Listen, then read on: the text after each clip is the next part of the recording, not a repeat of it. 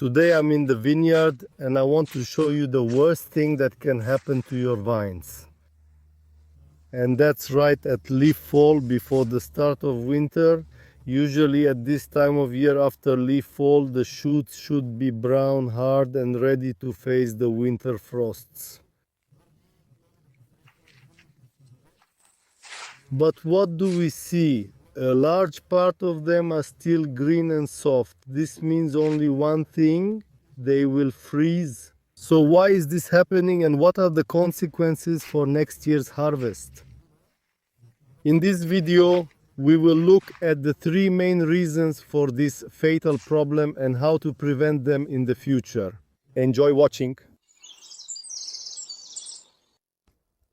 The first reason is most often related to ourselves, or more precisely, improper pruning, where we have kept the fruiting canes too long or left too many spurs if we use the cordon training system.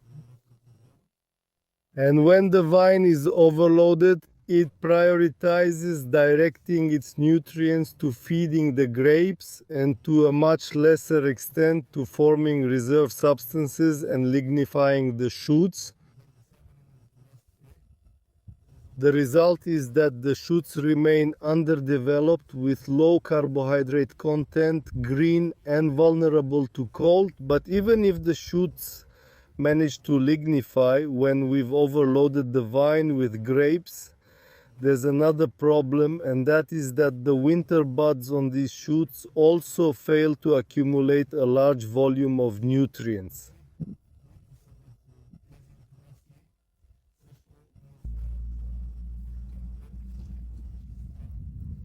And in these buds lies the grape harvest for the next year. So when we heavily overload the vines and perform proper green pruning in the summer, quite often the harvest the following year is also weak.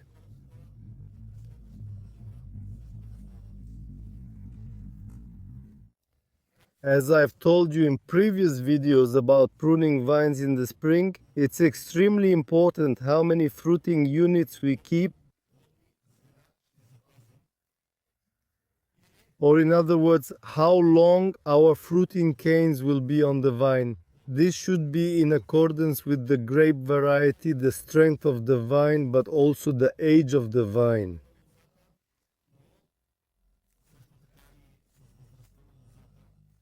Because it's not a good idea to leave overly long fruiting canes on young vines. In such a case, a large part of the shoots will remain either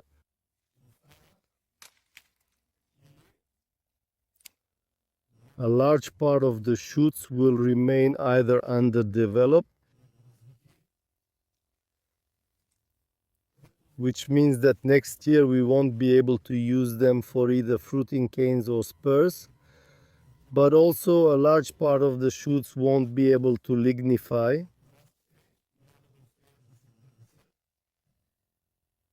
And if the not fully lignified shoots at the end of the fruiting cane are not a big problem, a bigger problem is if the shoots at the base of the fruiting cane don't lignify, because they will be involved in next year's spring pruning. From them, we need to keep the fruiting units, fruiting canes or spurs. And if they are not lignified, they will certainly freeze in the winter. Here on the neighboring vine, there's also an overly long fruiting cane.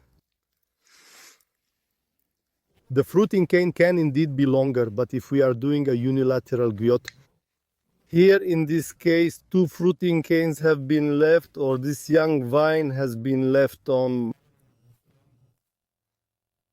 has been formed on a bilateral guillot with two fruiting canes and one spur. And as can be clearly seen, the tips of a large part of the shoots have not managed to lignify. Fortunately, here we have fully lignified shoots at the beginning of the fruiting cane and also in the spur, from which next year we will be able to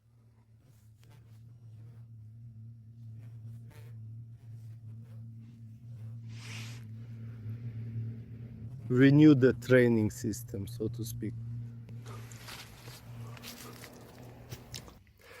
Here I can very well illustrate something for you which I have set aside as a topic in a special playlist on the channel, namely the green pruning of the vine in the summer.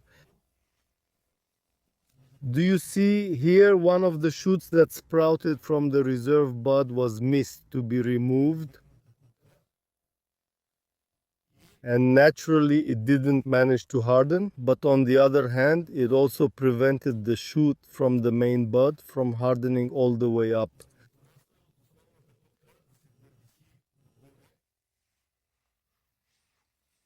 If it had been removed during the summer pruning, this shoot would definitely have been much thicker and hardened by the end.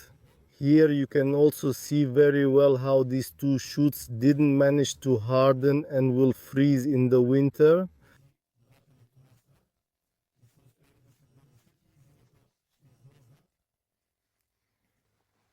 And another shoot which was missed during the summer pruning of the vines also didn't harden, but the main shoot didn't manage to harden to the top either.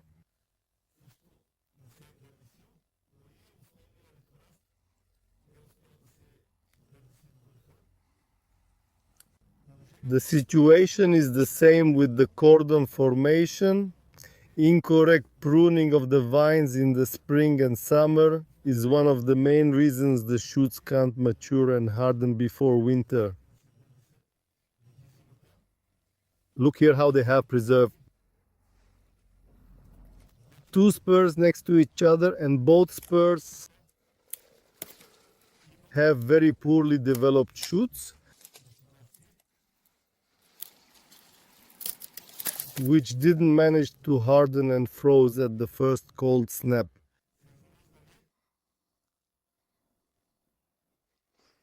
Here is this one too. The mistake here is that too many fruiting units have been preserved on the cordons of this young vine. I want to show you here as well. Look at the first cold snaps. Already these thin, green and unhardened shoots have already frozen.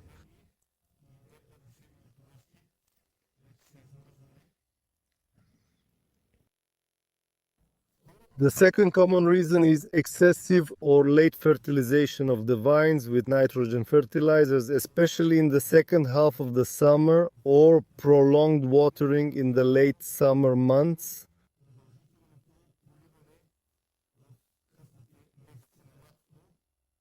This delays or completely prevents their transition to the dormancy phase and the accumulation of reserve substances necessary for the hardening of the shoots. They remain juicy, green and focus on growth rather than preparing for winter. I also have a separate video on my channel about the proper fertilization of vines. And for your convenience, I will place it on the final screens of this video so that after watching it, you can play it. And now I continue with the third reason, which is also the reason a large part of the vines in my vineyard, or more precisely the Sauvignon Blanc vines, have such a large portion of green shoots.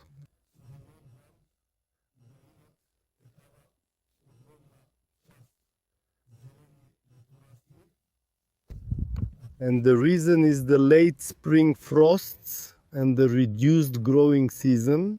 I know that in many regions in Bulgaria this year, there were late frosts that damaged or completely destroyed the shoots sprouting from the main bud.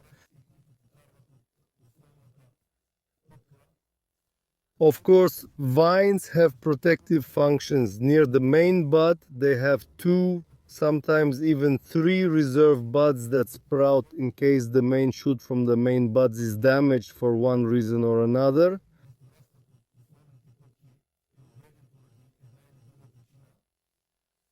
However, when shoots sprout, we lose a lot of time from their growing season, and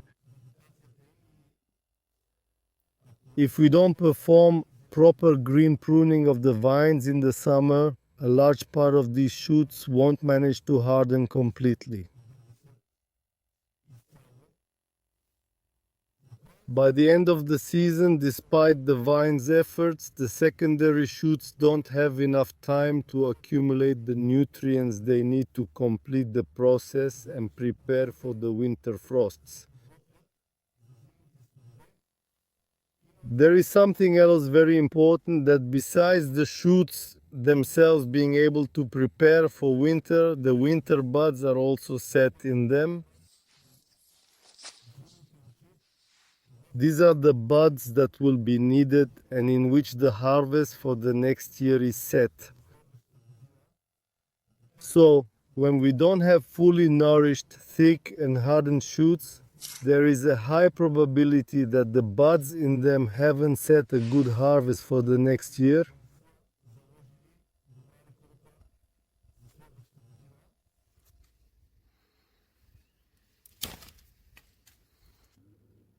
And here you can see very clearly how we have damaged, how the main buds are damaged by the cold and shoots have sprouted from the reserve replacements, but unfortunately they haven't had enough vegetation to manage to harden.